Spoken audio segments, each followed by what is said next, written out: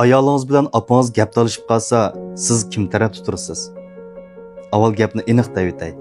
Sizning ayolınız bu chaqda hargizmi sizni o'zi tarafda turib, apаңыз bilan gap talashsa demaydi.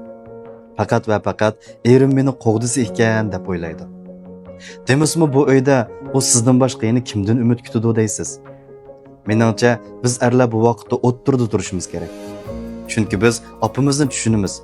Qandaq talaffuzda qandaq gaplarni desak, opamizning qoyil bo'lganligini bilamiz. Ba'zi gaplarni kelin bo'lgan odam eg'izdan chiqarsa, ayolingiz bilan opangizning ziddiyati texmi kuchayib ketishi mumkin. Lekin uning o'rnida siz tushundirsangiz, opangizmi qoyil bo'ladi. Ayolingizning sizga bo'lgan ishonchi texmi oshadi.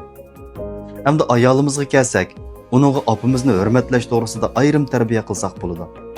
Uningmi yuragi go'sh. Sizning ish harakatingiz uni qoyil qilsa, sizni hurmatlaydi.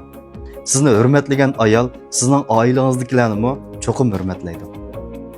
Uy, oila bizning. Uyning inoq baxtli bo'lishi uchun uyda ziddiyat bo'lganda ma'lum bir tarafda turish meningcha to'g'ri emas.